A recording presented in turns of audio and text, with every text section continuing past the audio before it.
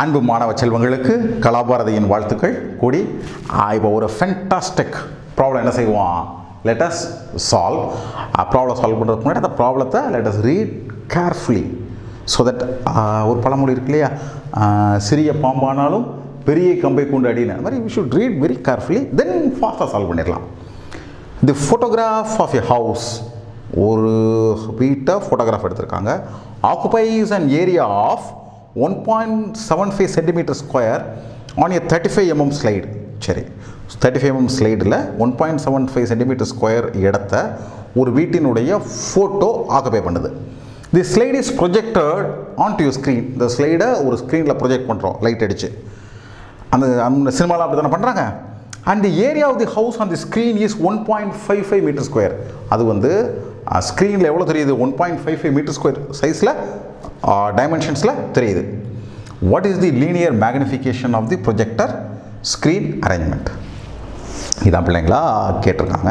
So let us investigate. பிள்ளைங்களுக்கு முதல்ல அந்த 35 mm ஸ்லைடுனா தெரியணும். அதாவது இதுதான் பழைய ஃபிலிம் இருக்கும் பிள்ளைங்களா, அந்த மாதிரி தான் ஃபிலிம் இருக்கும். 35 mm 70 mm திரைகள் காண்கலாம் அந்த காலத்தில் விளம்பரம் போடுவாங்க. இப்போ உள்ள பிள்ளைங்களுக்கு தெரியாது, உங்கள் அம்மா பாட்ட கேளுங்க. ஓகே, ஸோ அதில் அந்த ஃபிலிம் அப்படி ரோல் இருக்கு இல்லையா, அதில் இந்த அதனுடைய இதை எப்படி சொல்லுவீங்க, அகலம்னு சொல்லலாமா, நீளத்தை விட்டுருங்க. இந்த அகலம் வந்து 35 mm இருக்கும். இதான் பிள்ளைங்களா, இந்த 35 mm அகலத்தில் ஒரு வீடு ஃபோட்டோ எடுத்திருக்காங்க. அந்த வீடு எவ்வளோ இடத்த ஆக்குபை பண்ணுதுன்னா 1.75 centimeter square இடத்த ஆக்குபை பண்ணுது. இப்போ என்ன பண்ணுறாங்கன்னா, அந்த ஸ்க்ரீனை வச்சு ப்ரொஜெக்டில் வச்சு லைட் அடித்தோம்னா அந்த லைட்டுடைய அந்த பக்கம் ஸ்க்ரீன் இருக்கும், அந்த ஸ்க்ரீனில் வெளிச்சம் படும், அதில் அந்த வீடு தெரியும். அப்போ அந்த வீடு எவ்வளோ சைஸ் தெரியுதுன்னு கேட்டிங்கன்னா 1.55 மீட்டர் ஸ்கொயர் சைஸில் தெரியுது. ஒரு மீட்டருங்கிறது 100 centimeter. சரிங்களா? அப்போ எவ்வளவு மேக்னிஃபிகேஷன், எவ்வளோ பெருசாக்கியிருக்குன்னு கேட்டிருக்காங்க. லீனியர் மேக்னிஃபிகேஷன் கேட்டிருக்காங்க. ரைட். ஸோ நம்ம நேரடியாக லீனியர் மேக்னிஃபிகேஷன் கண்டுபிடிக்க முடியாது. முதல்ல ஏரியா எவ்வளோ மேக்னிஃபை ஆகுதுன்னு பாருங்கள். ஏரியா மேக்னிஃபிகேஷன் எப்படி கண்டுபிடிக்கலாம்னா, ஸ்க்ரீனில் எவ்வளோ சைஸில் விழுந்துச்சு, ஃபிலிமில் என்ன சைஸ் இருந்துச்சு. ஸோ 1.55 into 10⁴ centimeter square எதில், ஸ்க்ரீனில், டிவைடட் பை ஃபிலிமில் என்ன சைஸ் இருந்துச்சு 1.75 centimeter square.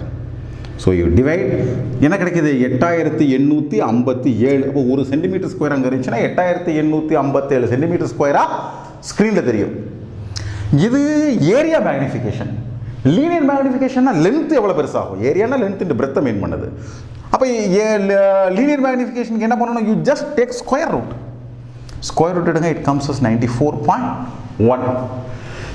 இப்போ சொல்லுங்கள் பிள்ளைங்களா, இது கஷ்டமான ப்ராப்ளமா, மகா சுலபமான ப்ராப்ளம்.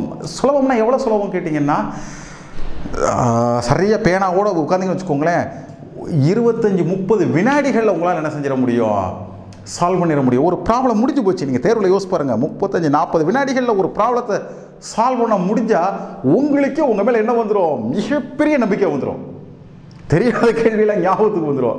சரிங்களா பிள்ளைங்களா? கவனம் அந்த வீடியோ பார்த்துக்கோங்க. ஏதேனும் சந்தேகங்கள் இருந்துச்சுன்னா கமெண்ட் பாக்ஸில் கமெண்ட் பண்ணுங்கள். சேனலுக்கு சப்ஸ்கிரைப் பண்ணுங்கள். உங்களை சுற்றி இருக்கக்கூடிய அனைத்து படிக்கக்கூடிய பிள்ளைங்களுக்கும் நம்ம சேனலை அறிமுகப்படுத்துங்க. உங்கள் அனைவருக்கும் கலாபாரதியின் அன்பு வாழ்த்துக்கள்.